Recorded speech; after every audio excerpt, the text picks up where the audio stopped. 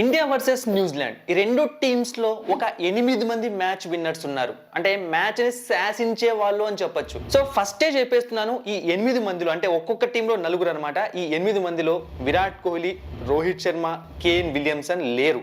ఎందుకు నేను వాళ్ళని ఇక్కడ మెన్షన్ చేయట్లేదు అంటే వాళ్ళ క్రికెట్ ఎక్స్పీరియన్స్ కి చాలా కాలంగా ఆడుతూనే ఉన్నారు. వాళ్ళు న్యూజిలాండ్ తోనే కాదు, ఇండియాతోనే కాదు, ఏ టీంతో అన్నా వాళ్ళు వాళ్ళ టీంకి మ్యాచ్ విన్నర్సే. సో ప్రతిసారి మీకు వాళ్ళ గురించి వాళ్ళ స్టాట్సే చెప్పి బోర్ కొట్టించకుండా సో కొత్త వాళ్ళని చూద్దాం. అవుట్ ఆఫ్ ద బాక్స్ ఎవరున్నారు, ఎలాంటి ప్లేయర్స్ ఉన్నారు, మీకు కొంచెం నాలెడ్జ్ వస్తుంది అనమాట, ఎవరి స్టాట్స్ ఎలా ఉన్నాయని చెప్పి. సో క్లియర్గా వీడియో మొత్తం చూడండి, అసలు మిస్ అవ్వకండి, చాలా ఇంపార్టెంట్ వీడియో.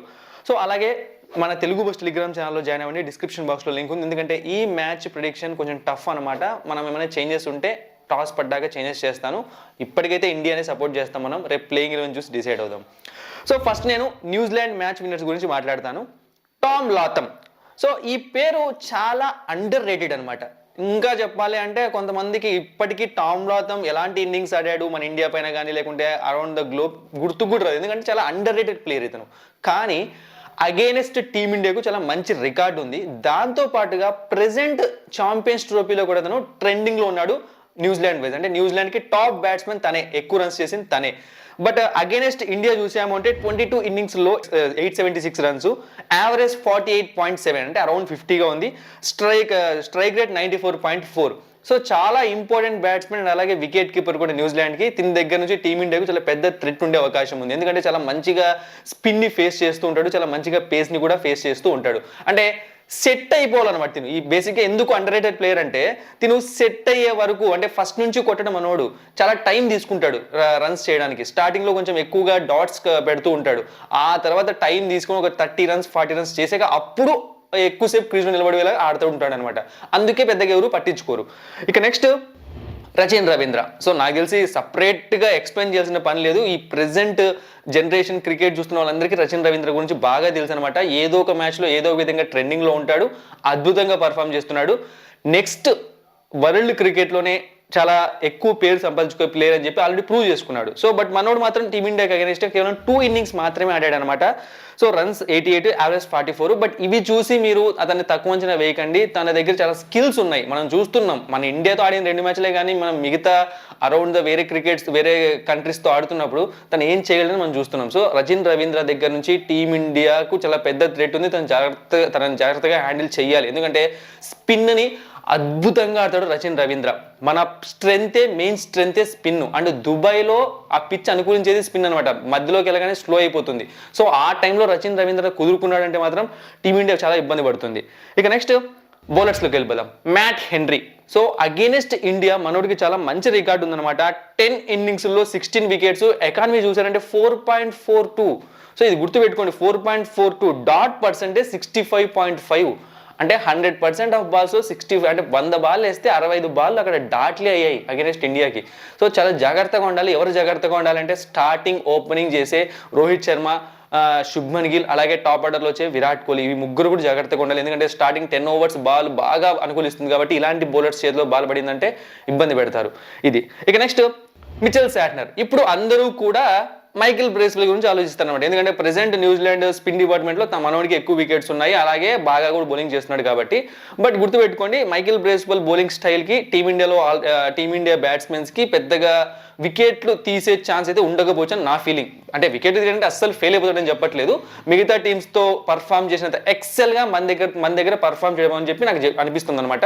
సో అందుకు కారణం. బట్ మిచెల్ శాట్నర్కి ఆల్రెడీ ఎక్స్పీరియన్స్ ఉంది, తను టీమిండియా ప్లేయర్స్ని చాలాసార్లు ఫేస్ చేశాడు కాబట్టి తన దగ్గర నుంచి ఖచ్చితంగా మనకు మైకిల్ బ్రేస్వెల్తో పోలిస్తే ఇంకా ఎక్కువగా ఇబ్బంది ఉండే అవకాశం ఉంటుంది. So Mitchell Shatner versus India చూసామంటే 22 innings 14 wickets, economy 4.79, dot percent around 50 ఉంది, 49.8. సో జాగ్రత్తగా ఆడాలన్నమాట. అంటే మీరు డాట్ పర్సెంటేజ్ ఎందుకు ఇక్కడ మెన్షన్ చేస్తున్నారో మీకు డౌట్ రావచ్చు. బేసిక్గా ఎప్పుడైతే ఒక బౌలర్కి డాట్ పర్సెంటేజ్ ఎక్కువగా ఉందో అప్పుడు ఆ బౌలర్ బ్యాట్స్మెన్స్ పైన ప్రెజర్ పెడుతున్నాడని అర్థం. సో అప్పుడు ఆ బౌలర్ వికెట్స్ తీకున్నా సరే వేరే టీంలో ఉన్న ఇంకొక బౌలర్ వికెట్స్ తీసే ఛాన్స్ ఉంటుంది, అంటే వేరే వాళ్ళు అటాక్ చేసేపోతారు కాబట్టి. సో డాట్ పర్సెంటేజ్ అనేది చాలా ఇంపార్టెంట్ అనమాట. సో ఇలా ఈ నలుగురు కూడా న్యూజిలాండ్ కు మ్యాచ్ విన్నర్స్ అనమాట. ఈ నలుగురు దగ్గర నుంచి టీంని జాగ్రత్తగా ఉండాలి.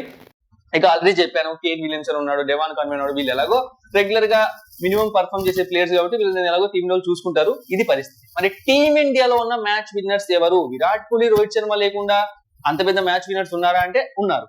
ఫస్ట్ శుభ్మన్ గిల్. సో ఏదో శుభ్మన్ గిల్ ఇప్పుడు ప్రెసెంట్ ఆడేస్తున్నాడు కదా ధనాధన్ అని చెప్పి శుభ్మన్ గిల్ పేరు చెప్పట్లేదు అనమాట. శుభ్మన్ గిల్ రికార్డ్ చూసారంటే అగేన్స్ట్ న్యూజిలాండ్ మీరు షాక్ అయిపోతారు.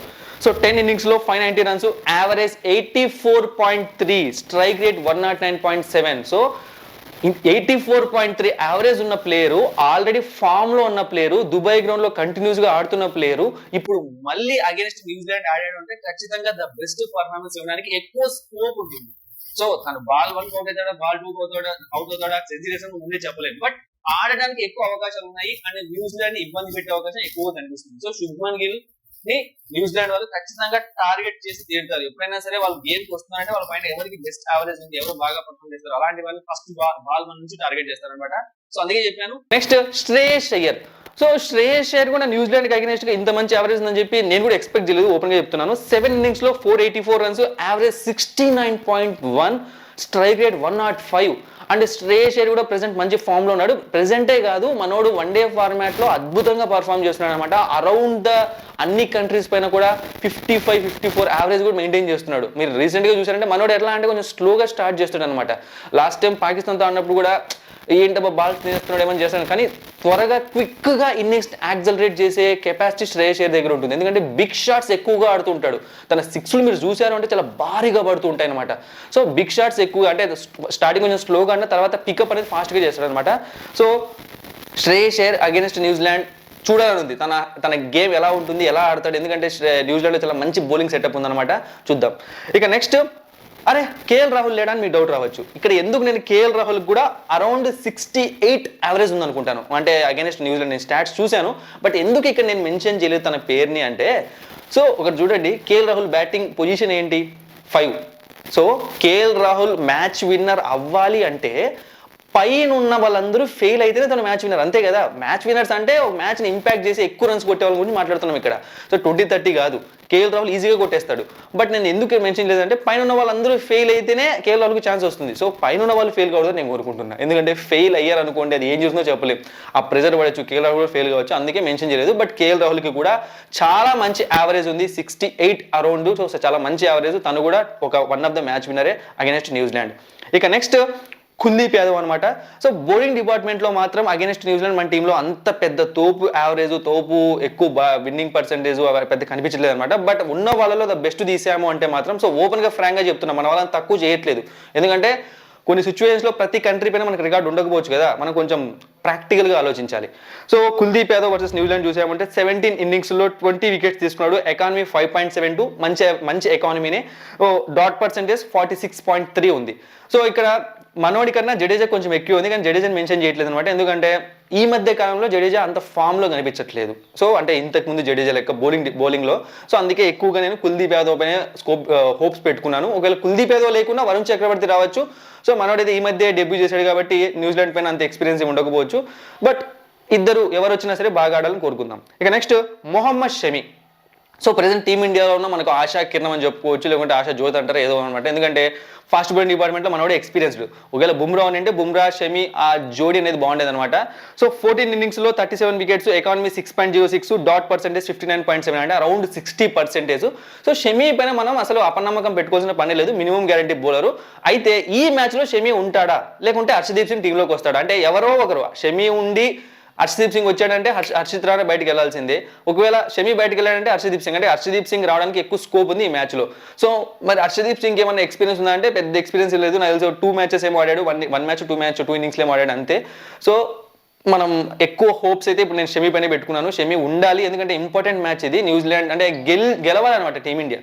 సో వీళ్ళనమాట టీమిండియాలో బిగ్గెస్ట్ మ్యాచ్ విన్నర్స్ 4 members, టోటల్గా 8 players 2 teams సంబంధించింది. వీళ్ళు మాత్రమే కాకుండా ఇంకా చాలా మంది ఉన్నారు. సో మళ్ళీ వాళ్ళ పేర్లను మీరు కామెంట్ సెక్షన్లో కామెంట్ చేయండి. అలాగే మన తెలుగు బస్ టెలిగ్రామ్ ఛానల్లో జాయిన్ అవ్వండి, డిస్క్రిప్షన్ బాక్స్లో లింక్ ఉంది. Thank you for watching and supporting మీ. మరిన్ని ఇంట్రెస్టింగ్ వీడియోస్ కోసం సబ్స్క్రైబ్ చేయడం మర్చిపోకండి.